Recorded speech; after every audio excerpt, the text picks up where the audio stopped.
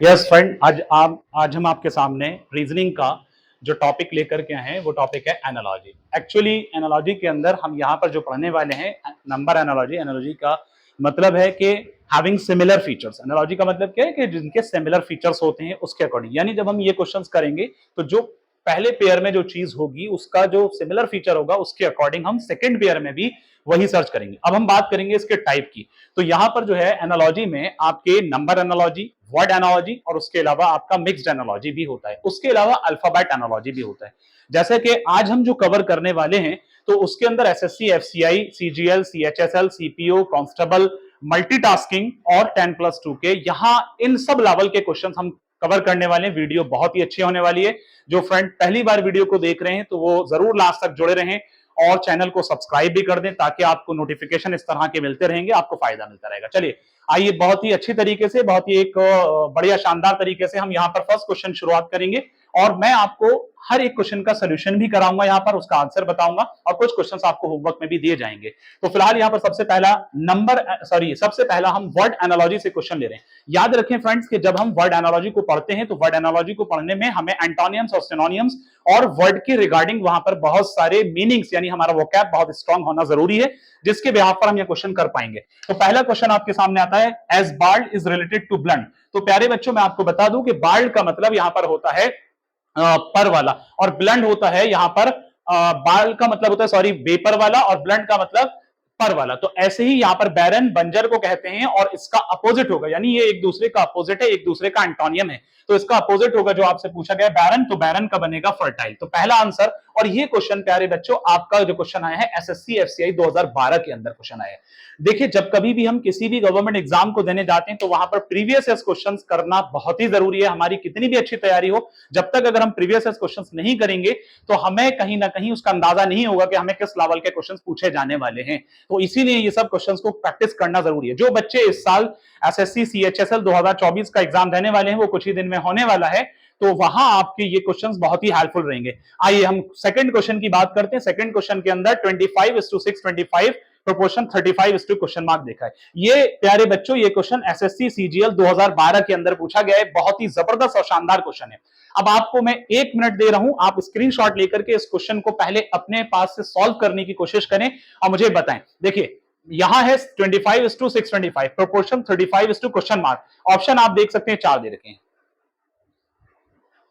मैं आपको एक चीज बता दूं कि ज्यादातर बच्चे इस क्वेश्चन को जब सॉल्व करेंगे तो वो ये चीज देखेंगे कि भाई यहां जो है बहुत सीधा सा कॉन्सेप्ट है कि 25:6, 25 दे रखा है, तो इसका ये कहीं ना कहीं स्क्वायर हो रहा है।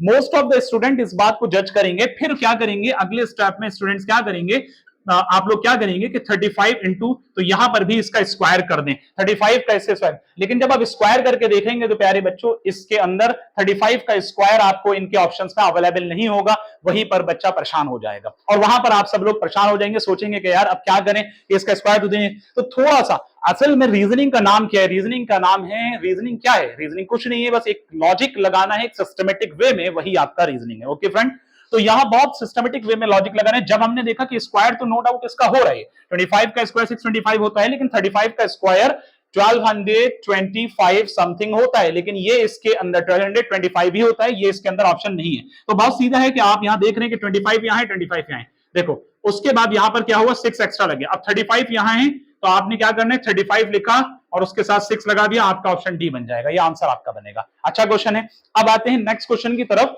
तो क्वेश्चन नंबर 3 के अंदर ये भी आपका नंबर एनालॉजी से है, ये भी आपका नंबर एनालॉजी से था, ये आपका क्वेश्चन वर्ड एनालॉजी था। ओके फ्रेंड, अब यहां पर हम पढ़ने वाले हैं 9:24 प्रोपोर्शन क्वेश्चन मार्क 6 होगा। ये आपका क्वेश्चन एसएससी सीपीओ 2015 के अंदर क्वेश्चन आया। दोस्तों याद रखना कि यहां पर एसएससी सीपीओ का क्वेश्चन है, यहाँ एसएससी सीजीएल का है, यहाँ एसएससी एफसीआई का है। आज हम जितने क्वेश्चन करने वाले हैं एसएससी से रिलेटेड क्वेश्चन रहेंगे, बहुत ही इंपॉर्टेंट वीडियो होने वाली है। लास्ट तक आप लोग जुड़े रहिएगा, अपने फ्रेंड्स को जरूर शेयर करिएगा।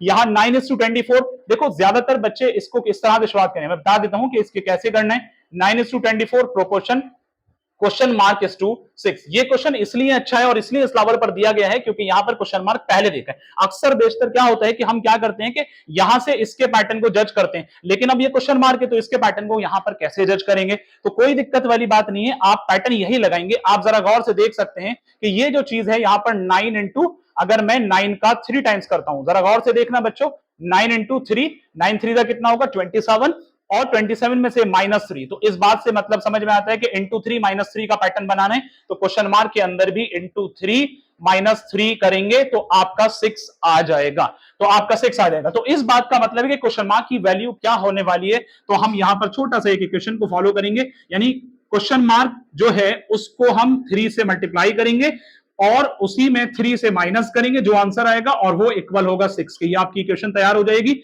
इससे आसानी हो जाएगी। अब 3 को ट्रांसपोज करके उधर ले जाएंगे, क्वेश्चन मार्क इंटू 3, जब 3 को इधर ले जाएंगे तो प्लस होगा, तो ये बन जाएगा 9, और क्वेश्चन मार्क और इधर आकर 3 डिवाइड होगा 9 से, तो इसका मतलब क्वेश्चन मार्क की जो वैल्यू है वो 3 बनेगी, आपका आंसर डी आ जाएगा। ओके बच्चों, वीडियो से लास्ट तक जुड़े रहे, अभी हम कंटिन्यू और क्वेश्चन कराते हैं आपको।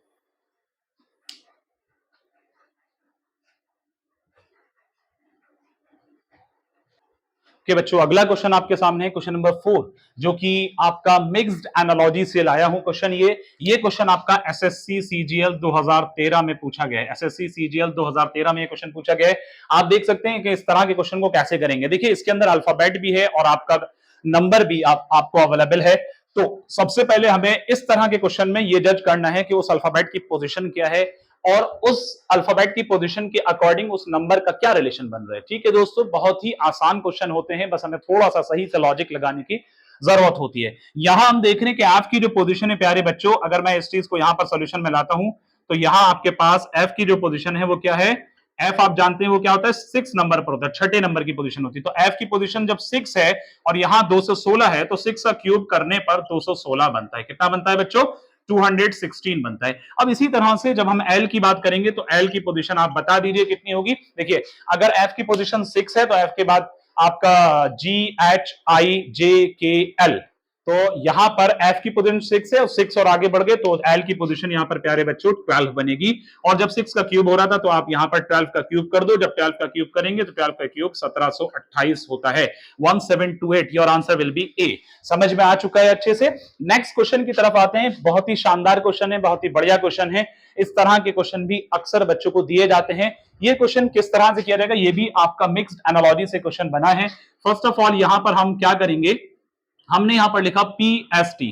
देखो PST इस टू आपको 1 दे रखा है। अब ज्यादातर बच्चे क्या करते हैं ऐसे क्वेश्चन के अंदर, नो डाउट शुरुआत जो आपको करनी है इन अल्फाबेट की पोजीशन से करनी है। पी की पोजीशन क्या है, एस की पोजीशन क्या है, फिर टी की क्या है, तो उसका प्लस माइनस बच्चा कहीं ना कहीं करता है, देखता है, जज करता है। उसके बाद ये बन रहा है कि नहीं बन रहा। अब हम शुरुआत करेंगे यहां पर, सबसे पहले यहां पर हम पी की पोजीशन को जज करेंगे तो ABCDEFIJKL, ठीक है। तो आप देख पा रहे हैं कि यहां पर आपके सामने मतलब इस तरह से ए से हमें पी तक आना है, तो आप काउंट कर सकते हैं कि पी की पोजीशन आपकी कितनी होगी। तो एक बार फिर से काउंट करते हैं, ABCDEFGHIJKL, उसके बाद MNO। अब मैं आपको एक बात और बताता हूं, O15 तक आ रहा है यहां पर आपका O15। तो फर्स्ट हाफ टोटल 26 होते हैं, तो फर्स्ट हाफ में ए से बी तक आता है, तो एम तक आप 13 तक याद रखो, ये भी एक तरीका है। तो MNO 15, फिर उसके बाद पी आपका आ गया 16 पर, पी की पोजीशन क्या बनी 16। अब एस की पोजीशन, पी के बाद QRS, तो ये आपका बनेगा 15 3 18 और 1 19, तो एस की पोजीशन 19 बनेगी। टी की पोजीशन एस के बाद क्या आता है, टी ही आता है, PQRST, तो आपकी जो पोजीशन बनेगी 20 बनेगी। तो अब आपने क्या करना है, सबकी पोजीशन आपने लिख लिया, इन पोजीशन का सम कर लें या माइनस करें, प्लस माइनस क्वेश्चन को सिंपलीफाई करके देखने के 1 आ रहे। तो हमने यहां पर देखा जब हम सबका प्लस कर रहे हैं बहुत सीधा सा है कि 20 और 1 इधर देंगे, 20 20 40 फिर 15, ये आपका सबका सम जो बनेगा प्यारे बच्चों ये आपका आ जाएगा बहुत सीधा सा 55।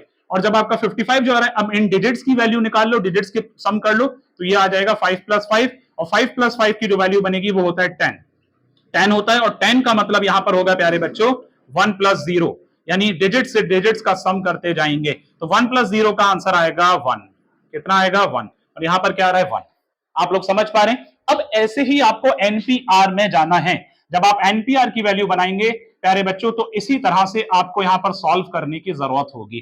तो एनपीआर के लिए आप देखेंगे कि यहां पर आपके पास एनपीआर इस टू कितना दे रखा है, क्वेश्चन मार्क। अब एन की जो पोजीशन है वो कितनी होगी, जैसा कि मैंने अभी बताया फर्स्ट हाफ में ए से 1 से 13 तक फर्स्ट हाफ हो गया, और ये ए से एम तक होता है। तो एम आपका जो है वो आपका 13 पर आ रहा है, एम के बाद एन जो होता है वो 14 नंबर पर आता है। और इसी तरह से आपका जो है पी जो है वो 16 नंबर पर आएगा, फिर उसके बाद पी के बाद Q R S Q R, तो 16 के बाद पी, पी क्यू आर, तो 17 18, तो आर की जो वैल्यू बनेगी प्यारे बच्चों वो आपकी 18 बनेगी। जैसा कि हमने इसमें किया वैसे ही यहां करेंगे, इन सब का सम कर लीजिए। सम करने पर देखो यहां पर अगर मैं इसमें 4 प्लस कर देता हूं या इसमें 4 प्लस कर देता हूं 20, और यहां 4 प्लस करने के बाद दो और इसमें से ले लेंगे 20 20 40, यहां बचेंगे 8, तो ये आपका सबका सम आ जाएगा 48। कितना आ जाएगा प्यारे बच्चों? 48।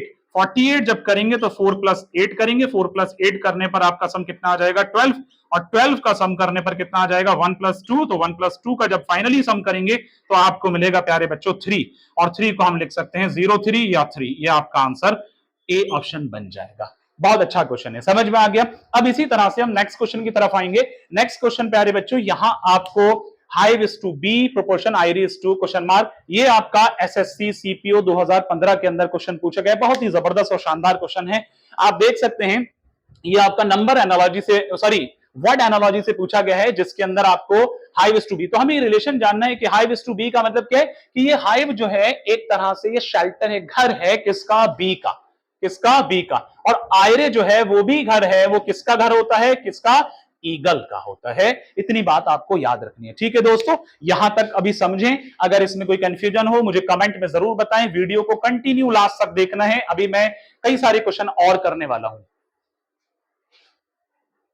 ओके प्यारे बच्चों, अब हम नेक्स्ट क्वेश्चन की तरफ बढ़ते हैं। यहाँ नेक्स्ट क्वेश्चन आपका है गिवन सेट। कई बार इस तरह के क्वेश्चन भी पूछे जाते हैं, एक सेट दे दिया जाता है, उस सेट के अंदर ये जज करना है कि आपस में जो नंबर्स है, जो वैल्यूज है, वहां पर वो क्या रिलेशन बना रहे हैं, उसका ऑप्शन उसी तरह से फॉलो करना है। ये एसएससी 10+2 2013 के अंदर ये क्वेश्चन पूछा गया है। तो इस क्वेश्चन का रिलेशन क्या बन रहा है, जरा आप देख सकते हैं। 6 12 is to 6 is to 12 is to 13, तो 6 into 2 करेंगे बच्चों, देख सकते हैं 6 into 2 करेंगे तो यहां पर आपके पास क्या बन रहा है? 12 बन रहा है। और जब 6 into 3 करेंगे तो आपके पास 18 बन रहा है। अब ऐसा कोई ऑप्शन है तो आप देख सकते हैं, देखो 4 into 2 तो हो रहा है, लेकिन 4 into 14, 4 into 3 में 14 नहीं आएगा, ए को काट दीजिए।